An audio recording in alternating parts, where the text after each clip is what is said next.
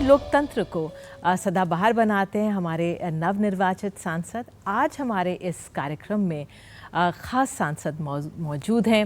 किसी ने मध्य प्रदेश में कांग्रेस के गढ़ को जीता है तो किसी ने मुख्यमंत्री के गढ़ से जीत हासिल की है। हमारे साथ एक किसान नेता भी मौजूद हैं, तो आइए आपको इन सब से मिलवाते हैं और जानते हैं कि जो यहाँ तक पहुँचे, सफलता के इस पटल पर पहुँचे, परिश्रम बहुत रहा होगा। बहुत बहुत धन्यवाद सबका जुड़ने के लिए, आप सबको बहुत बहुत बधाई। तो पहले संजना जाटव मेरे साथ यहाँ पर मौजूद हैं। संजना जाटव भरतपुर से कांग्रेस की हैं, 26 साल की हमारी नई सांसद यहाँ पर चुनी गई हैं। हमारे साथ बंटी विकास साहू मौजूद हैं, छिंदवाड़ा में कांग्रेस का जो एक गढ़ था आपने उस पर जीत हासिल की है।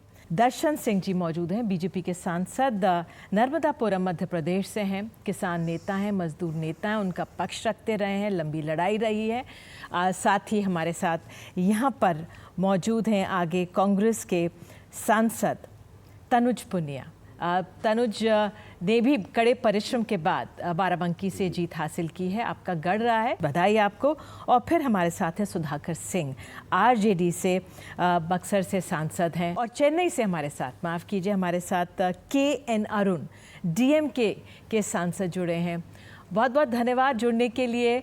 DMK को वहाँ से बधाई इतनी जीत के लिए। Mister Arun, many congratulations to you and thank you for taking out time. Thank you for joining. तो आइए शुरुआत करते हैं इस कार्यक्रम की। और संजना जी, सबसे पहले आपके पास, आप महज 26 साल की हैं और आपकी जो जीत हासिल आपने की है वो उसे कम कर नहीं देखा जा सकता। मुख्यमंत्री का गढ़ रहा, एक महिला हैं, उम्र में भी कम है, ज़रा परिश्रम के बारे में बताइए। मैम पहले तो मैम बहुत बहुत धन्यवाद आपका जी। मेरा परिश्रम बहुत कठिन रहा।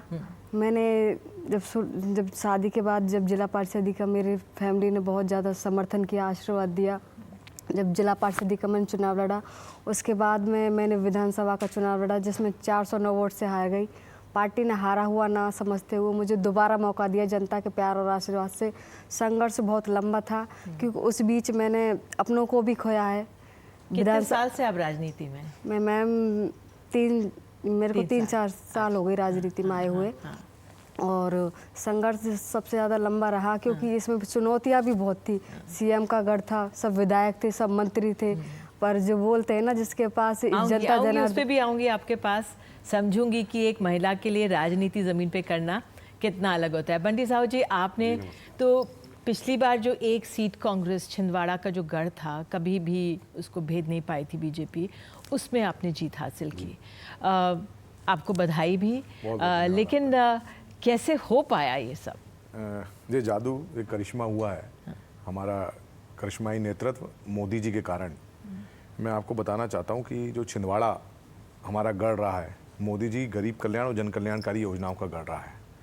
पूरे मध्य प्रदेश में अगर सबसे ज़्यादा योजनाओं का लाभ अगर कहीं मिल रहा है तो वो छिंदवाड़ा है। लेकिन कहीं ना कहीं अभी तक हम लोग हारते आ रहे थे, लेकिन इस बार जिले की जनता ने मोदी जी के विकसित राष्ट्र, आत्मनिर्भर राष्ट्र के जो सपना है उसमें अपनी को आपको शामिल करते हुए छिंदवाड़ा से भारतीय जनता पार्टी को विजयश्री दिलवाई है।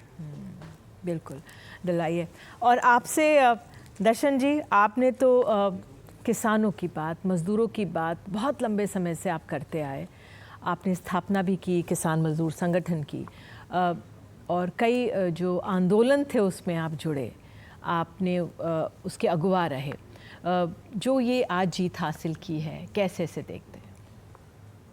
पहले तो धन्यवाद आपका, क्योंकि मैं बेसिकली ग्रामीण परिवेश से ही हूँ और गांव से निकल के जब मैंने शिक्षा ग्रहण करी तो शासकीय सेवा में भी रहा कुछ दिन।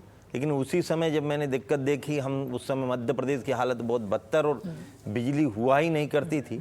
चूँकि मैंने अध्ययन किया था तो वहीं से अपना संघर्ष प्रारंभ किया दिग्विजय सिंह जी के ज़माने से, और जो बिजली को लेकर संघर्ष किया धीरे धीरे बढ़ते गया। मुझे ये भी नहीं पता था ये रास्ता कहाँ तक जाता है, लेकिन मूलतः चूँकि मैं स्वयं सेवक रहा हूँ, बाल स्वयं सेवक रहा हूँ, 26 साल से मैंने घर छोड़ा और लगातार निकला हूँ, दिन रात मेहनत की है।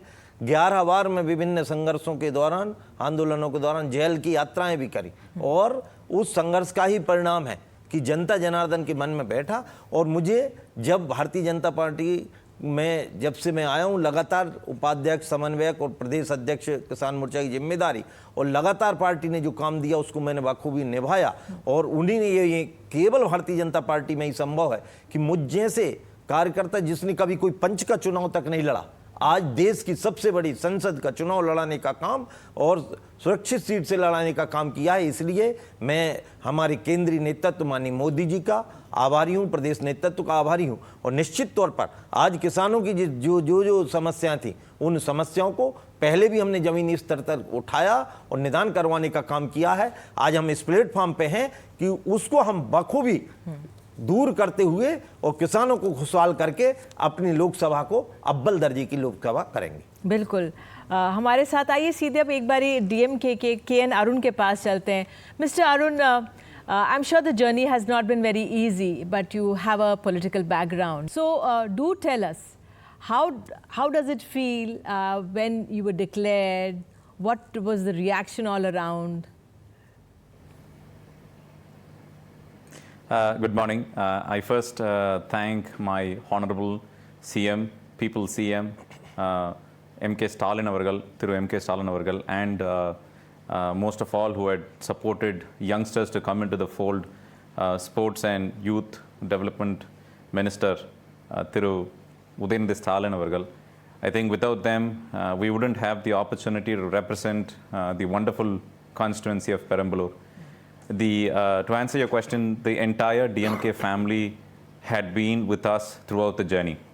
And with all sorts of narratives coming from the national perspective, the campaign was well done, well executed for us.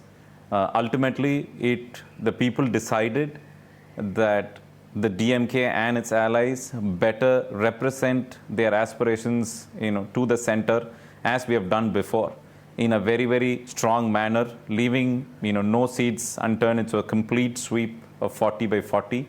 So I think it's although it's a great honor to represent to be represented to represent Tamil Nadu state at in the parliament. It's also a honor to be a DMK MP, because it's not easy to become one, because a very charged cadre, loyal base. I think it's more of a responsibility to bring up and live to the aspirations of the people.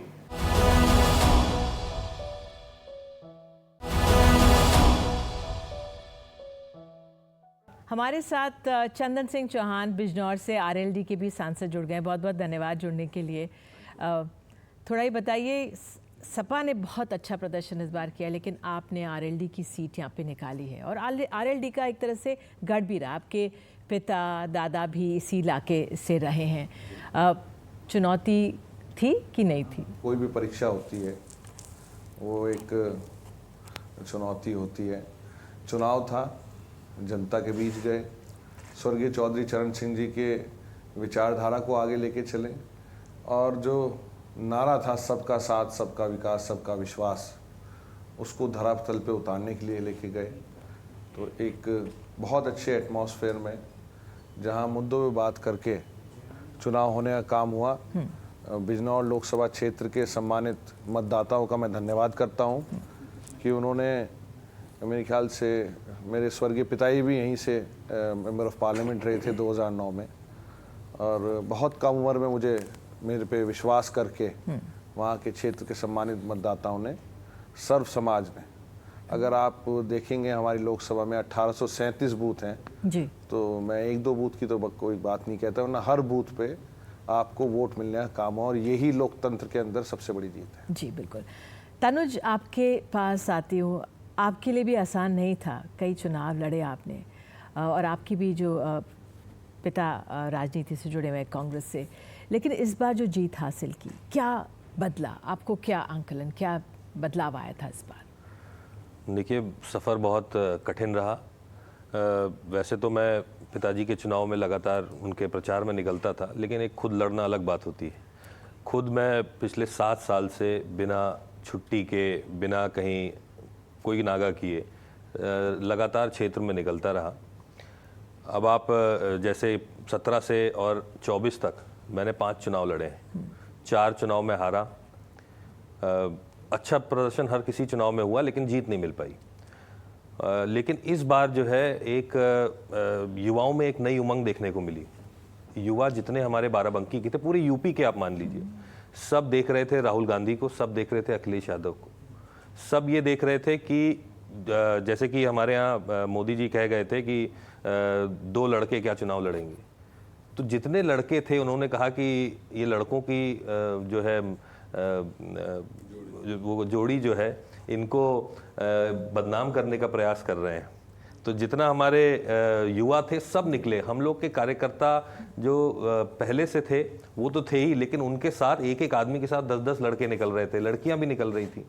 तो उसी का result देखने को मिला है। बाराबंकी अकेले में उत्तर प्रदेश में सबसे ज़्यादा वोट परसेंटेज हुआ है, 67.1%। तो वो बताता है कि किस तरह से युवा लोग निकले, सबको घर से निकाल के चलो दादी वोट कराओ, चलो दादा वोट कराओ। तो ये निकल कर आए लोग बाहर। हाँ, लोग निकल करके आए। लोग बदलाव चाहते थे बाराबंकी में, उत्तर प्रदेश में। ठीक है सुधाकर जी, आप आरजेडी से हैं और बक्सर से बहुत अपनी बेबाकी के लिए भी जाने जाते हैं। इस बार जो जीत हासिल हुई, कैसे आप इसे देख रहे हैं? मैं राजनीति में मुद्दों के आधार पर लड़ाई हमेशा लड़ा। दलीय प्रतिबद्धता जरूर रहता है मेरा, राष्ट्रीय जनता दल के कार्यकर्ता के नाते, लेकिन मुद्दों से कभी हम लोग समझौता नहीं करते। पद आएंगे जीवन में, पद जाएंगे जीवन में। कई अवसरों पर हमने इस्तीफा भी दिया।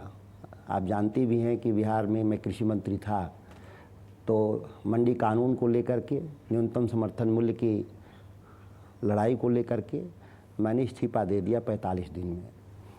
तो एक मेरे लिए गौरव का विषय ये है कि जिन मुद्दों पर हमने संघर्ष किया उसको लोगों ने समर्थन दिया।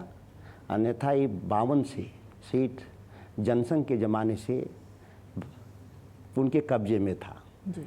तो कोई साधारण सीट नहीं था, फिर भी हम लोगों ने उसको जीत हासिल की। आदरणीय लालू प्रसाद जी ने कहा जाना है, लड़ना है। कठिन चुनौती था, लेकिन इसको हम लोगों ने पूरा किया। और विश्वास करें, जिन मुद्दों पर हम लोगों ने काम किया है, दिल्ली के भीतर, संसद के भीतर मेरी आवाज़ उतनी ही बुलंदी से गूंजेगा जितना पटना में होता था। तमाम राजनीतिक दल यहाँ पर हैं और उनके नुमाइंदे हमारे साथ मौजूद हैं। जो जीत हासिल करना, हम तारीफ़ तो करते हैं, लेकिन जो परिश्रम जाता है वो बहुत महत्वपूर्ण हो जाता है इसमें। संजना जी हमारी यहाँ पर आप हैं। संजना जी, महिलाओं का राजनीति में आना इसकी बहुत उम्मीदें हैं। सरकार भी कहती है 33% आरक्षण, सीटें दी जाती हैं, कम दी जाती हैं, लेकिन फिर भी हमारी महिलाएं जीत कर आती हैं। तमाम राजनीतिक दल कर रहे हैं अपनी तरफ से जो जितना भी। एक महिला नेता को किन किन चीज़ों की ज़रूरत होती है? क्योंकि हमने देखा था यूपी में जैसे कांग्रेस ने कह दिया इतने प्रतिशत सीटें महिलाओं को देंगे, लेकिन जीत कर कम आई थी। वो इसलिए शायद थोड़ा एक सहारे की, एक साथ की, एक टीम की ज़रूरत होती है। और इस बार शायद वो तमाम राजनीतिक दलों ने किया कि एक साथ में एक टीम रखी। जिस तरह से तनु जी बता रहे थे कि अब लोग आए, युवा भी आए। आपको किस किस चीज़ का सहारा मिला जिसके ज़रिए आप इस सफलता पर पहुंची? मेन तो मैम हमारे जो पार्टी के आदरणीय हमारे राहुल जी, जो युवाओं के दिलों की सबकी धड़कन है, उनका सबसे ज़्यादा सपोर्ट रहा, जनता का, कार्यकर्ताओं का। और उनके बीच में जो मैंने जो चीज़ें महसूस की हैं, मैं सबसे ज़्यादा तो जो युवा वर्ग के जो लोग हैं उनको सबसे ज़्यादा धन्यवाद देना चाहती हूँ, और पार्टी के कार्यकर्ताओं को, जनता जनार्दन को, उनकी वजह से। महिला होने के नाते क्या चीज़ बताएंगी आप जो आपको इतने सारे लोग देख रहे होंगे जो राजनीति में आना चाहती हैं? महिलाओं के लिए तो मैं एक चीज़ बोलना चाहूँगी कि मैं एक दलित समाज से आती हूँ और किसान वर्ग की भी एक बेटी हूँ। तो बहुत ज़्यादा मतलब मेरे सामने बहुत ज़्यादा परिश्रम रहा था, और लोगों ने और जनता ने और घर वालों ने सबसे ज़्यादा समर्थन दिया था, जो मुझे इस तरीके से राजनीति लाने के लिए पार्टी का सबसे ज़्यादा सहयोग। और जो मैं आज हूँ, जिस जगह पे खड़ी हूँ, मेरे हस्बैंड हैं, उन्होंने सबसे ज़्यादा मुझे समर्थन दिया था। क्योंकि महिलाओं के लिए आप भी जानते हो बहुत ज़्यादा वो होता है। तो सबसे ज़्यादा फिर परिवार जब मजबूत हो तो आगे आप अच्छे से सबसे लड़ सकते हो। तो परिवार मेरे साथ हमेशा एक तरीके से ज़िंदगी से ही खड़ा रहा है हमेशा साथ। बंटी साहू जी, जो छिंदवाड़ा पे जो आपको सफलता हासिल हुई है, उससे भी पहले कई आपको पदभार दिए गए और कई चुनाव आपने भी लड़े, ज़्यादा सफलता इतनी नहीं मिली। लेकिन जो ये सफलता बनी, आपने प्रधानमंत्री को तो श्रेय दिया है, लेकिन अगर मैं ज़मीन की बात करूं, क्या कुछ बदलाव लाए? एक लंबा संघर्ष पिछले 14 वर्षों से। प्रतिदिन मैं राजनीति में आया इसीलिए कि ज़रूरतमंदों को, गरीबों को, और हमारे छिंदवाड़े में 37%, जो छिंदवाड़ा पांडुना हमारा संसदीय क्षेत्र है, उसमें 37% आदिवासी भाई और बहन हैं, भोले भाले और बहुत ही ख़राब स्थिति में थे। तो मेरा राजनीति में आने के पीछे यही कारण है कि उनकी मैं सहयोग कर सकूं, उनकी मदद कर सकूं। तो पिछले 14 वर्षों से लगातार संघर्ष। मैं सौभाग्यशाली हूँ कि पार्टी ने मुझे युवा मोर्चे के जिलाध्यक्ष बनाया। फिर युवा मोर्चे के जिलाध्यक्ष से सीधे उस समय के मुख्यमंत्री थे कमलनाथ जी, उनके खिलाफ उपचुनाव में मुझे अवसर दिया। तो हम कार्यकर्ताओं की मेहनत के दम पे मुख्यमंत्री को हमने 25,000 वोटों में रोक लिया था। फिर पार्टी ने जिलाध्यक्ष बनाया। उसके बाद पार्टी ने अभी चुनावों में मुझे फिर कमलनाथ जी, जो उस समय मुख्यमंत्री के दावेदार थे मध्य प्रदेश के, उनके सामने अवसर दिया। तो भला ही हम जीत नहीं पाए, लेकिन हम छिंदवाड़े के जो देवतुल कार्यकर्ता हैं, उनकी परिश्रम का ये कारण था कि उस पूरे 27 दिन के अभियान में, चुनाव अभियान में 23 दिन कमलनाथ जी को छिंदवाड़ा में रहना पड़ा, कहीं जा नहीं पाए। और जो मध्य प्रदेश में भाजपा की जीत हुई है, उसमें छिंदवाड़े के कार्यकर्ताओं की भी थोड़ी भूमिका है। रिजल्ट नहीं आ रहे थे, हम लोग संघर्ष करे जा रहे थे। छिंदवाड़े की जनता ने मोदी जी के विकास को चुना और बड़ी जीत। मुझे लगता नहीं कि कोई बहुत ज़्यादा मीडिया कोई सोच रहा था कि छिंदवाड़ा हम लोग जीतेंगे, लेकिन छिंदवाड़े की जनता ने इस बार तय किया कि उनको पूरा मध्य प्रदेश हरा करके भारतीय जनता पार्टी को विजयी दिलवानी है।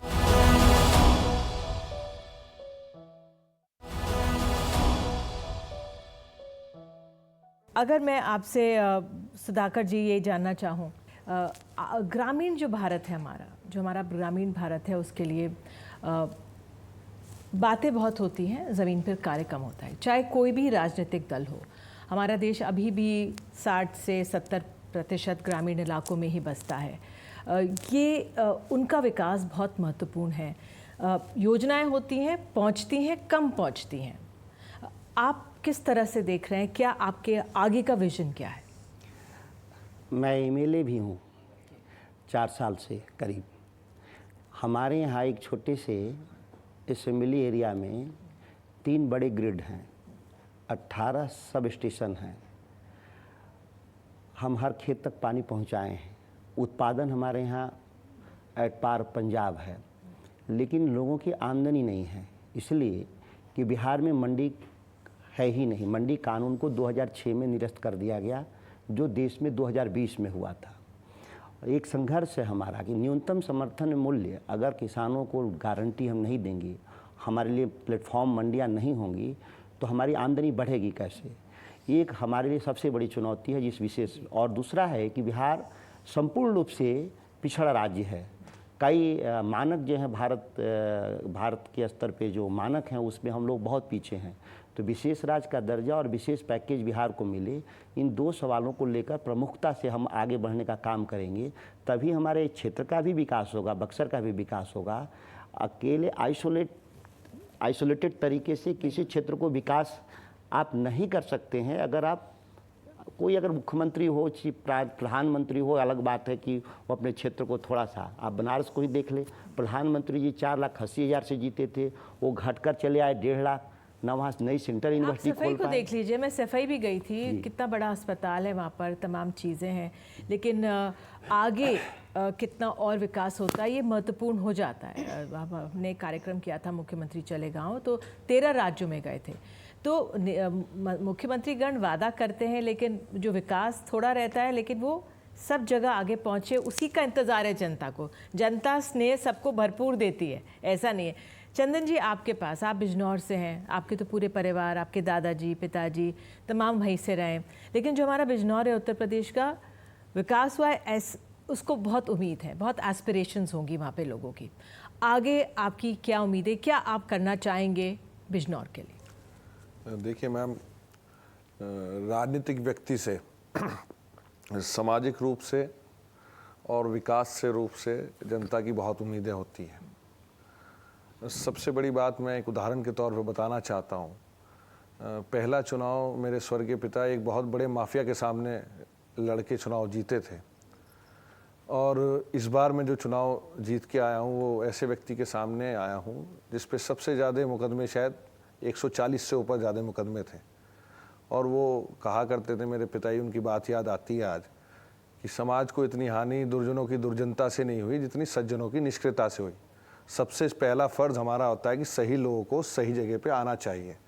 जितने सांसद यहाँ बैठे हैं, पूरा सदन में, फ़िलहाल मैं भी विधायक हूँ, मीरापुर विधानसभा पड़ती है उसी कॉन्स्टिट्यूंसी में, जितने भी सांसद या विधायक जनप्रतिनिधि हैं, सब इंस्टीट्यूट्स हैं, सब बहुत मेहनत करके आगे बढ़ के आए हैं और विकास चाहते हैं। ऐसा कोई सांसद विधायक नहीं है, सत्ता पक्ष का हो चाहे विपक्ष का हो, कि उसके क्षेत्र में एक एग्जाम्पलरी काम ना करना चाहता हो।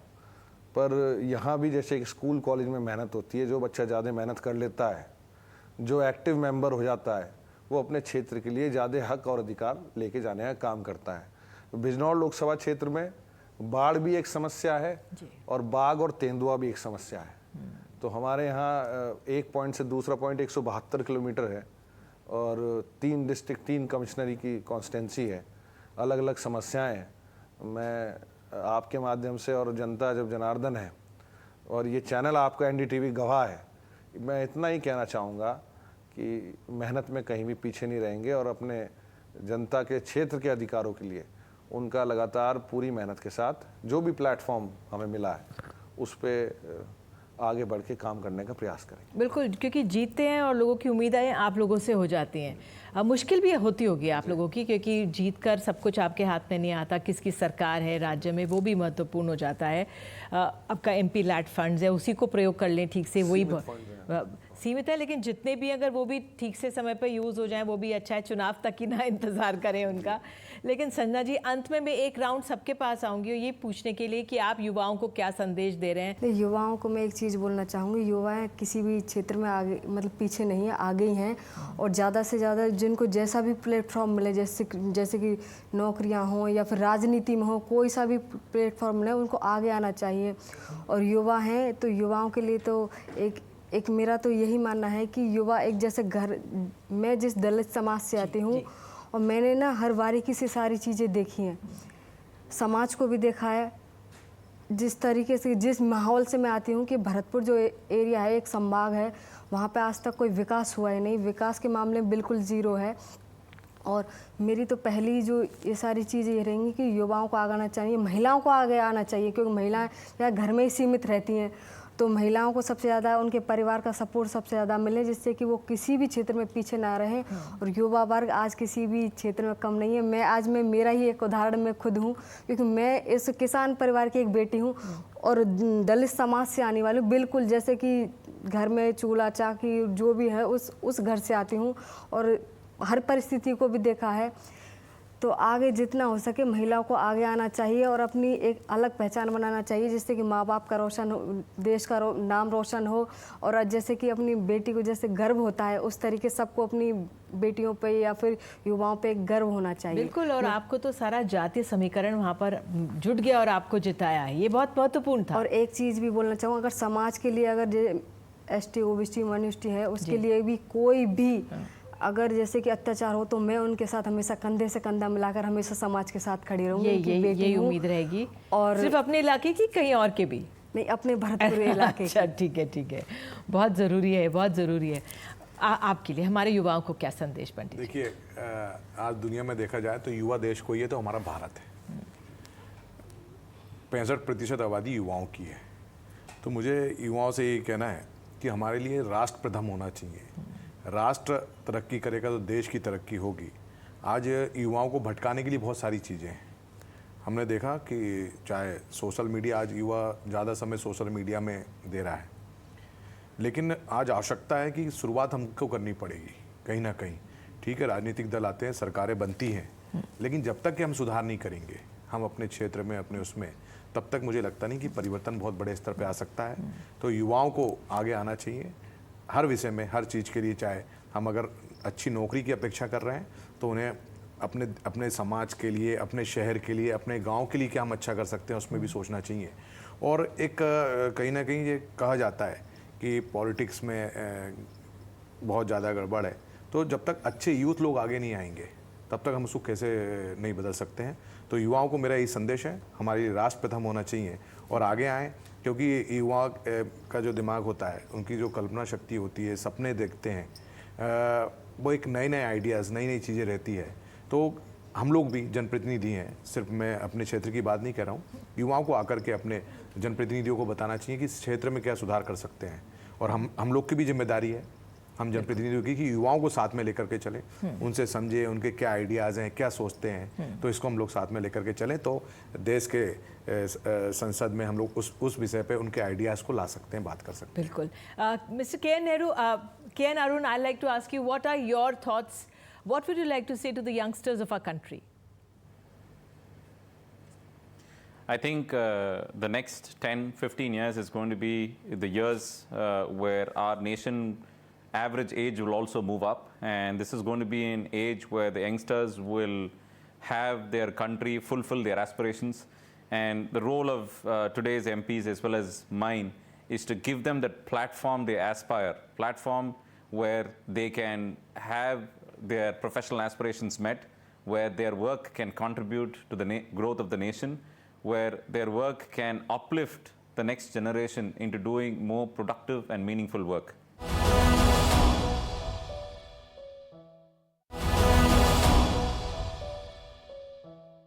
तनुज, क्या कहेंगे युवाओं को, और ख़ास तौर से जो राजनीति में भी आना चाहते हैं, जो सरकार जिस दल की है केंद्र में, क्योंकि जो ऑपोजिशन में बैठते हैं उनका उत्साह इतना नहीं रह पाता है, लेकिन क्या कहेंगे आप युवाओं को? देखिए, युवाओं से मेरा एक ही पॉइंट मैं कहना चाहता हूँ कि वो कम से कम थोड़ा वोकल हों। अब जो बात उनको अच्छी लग रही है उसको अच्छा कहें, जो बुरा लग रहा है उसको बुरा कहें, और देश के जितने मुद्दे हैं, कहीं ना कहीं हम लोग जो हमारे मुद्दे होते हैं, समाज के मुद्दे होते हैं, उन पे हम लोग बात नहीं करते हैं, कहना कि अरे छोड़ो, बहुत टेंशन का काम है। युवाओं के बीच में ऐसी बात रहती है। तो जब तक आप देश में इंटरेस्ट नहीं लेंगे, ऐसे बंटी भाई ने बहुत अच्छी बात कही कि आपको युवाओं के बारे में कि आपको राष्ट्र के बारे में थोड़ा सोचना पड़ेगा। अब राष्ट्र के बारे में, राष्ट्र के मुद्दों के बारे में सोचना पड़ेगा, और चाहे वो सरकार के खिलाफ हो या सरकार के पक्ष में हो, आप अपनी बात रखें ज़रूर। मुद्दों के बारे में आप बात नहीं करेंगे तो फिर एक इंटरेस्ट लूज होता जाता है, फिर वो अपने काम में लग जाते हैं। देखा है सोशल मीडिया का गलत प्रयोग भी हुआ है, भाषा का, स्तर का, उससे भी बहुत आहत हुए हैं, कोई भी पक्ष हो। कोई भी चीज़ होती है उसका देखिए नेगेटिव और पॉजिटिव दोनों होगा।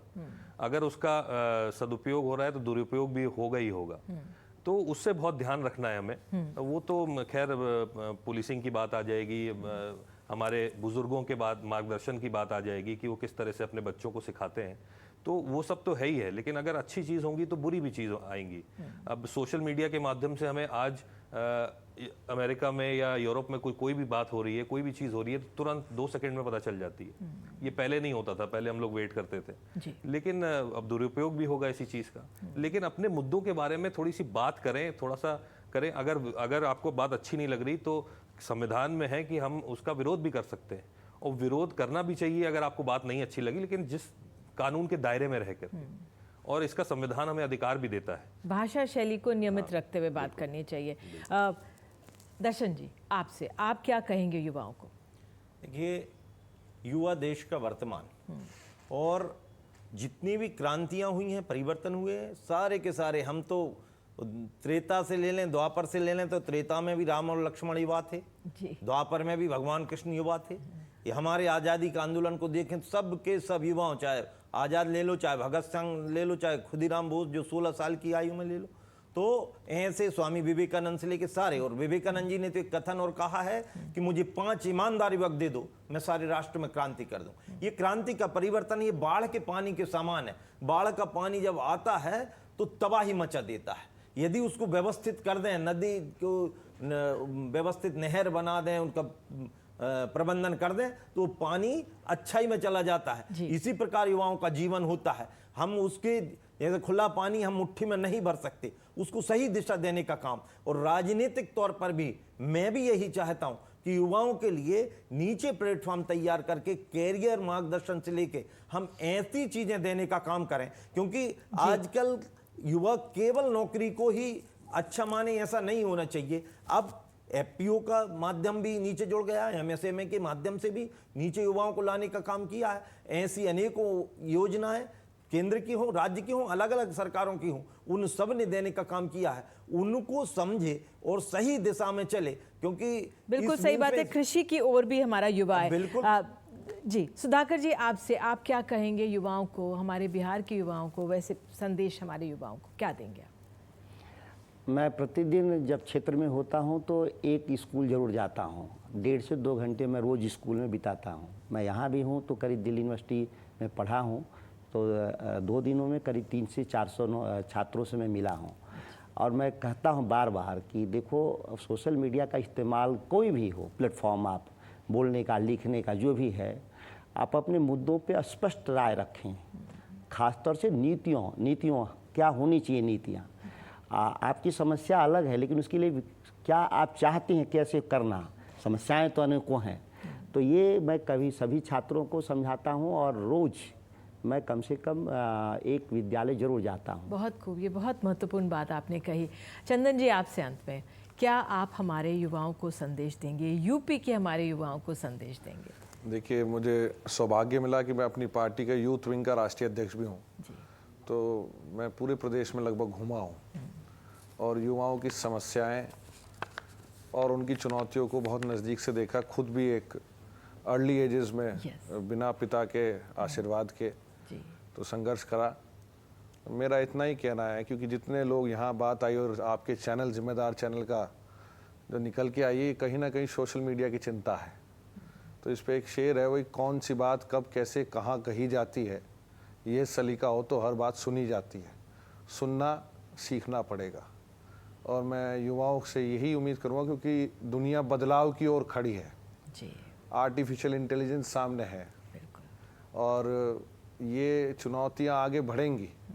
आज पुराने हम, क्योंकि ग्रामीण पृष्ठभूमि के लोग हैं, तो बड़े सिखाया करते कि अपने अच्छे समय में बुरे समय का इंतज़ाम कर लेना चाहिए। आज हमारे लिए शुभ दिन है कि हम 65% इंडिया यंग है, ये 65% बुजुर्ग भी जल्दी होगा जी। तो उस समय के लिए हमें तैयारी आज ज़्यादा मेहनत करके करनी पड़ेगी अपने देश के लिए। तो मुझे आशा है, आदरणीय मंत्री जी ने भी बताया, ये ज़मीन, ये खेती, ये हमेशा से हिंदुस्तान को बचाती आई है जी। और ये कहीं ना कहीं जो युवाओं की समस्या है, इन सब समस्याओं का हल इसी से निकलने का काम होगा। मेरा इतना ही रास्ता है, मिट्टी से जुड़े रहें और बड़ी चुनौतियों को निगाह में रखें। बहुत बहुत धन्यवाद। आप सबसे मिलकर बहुत अच्छा लगा।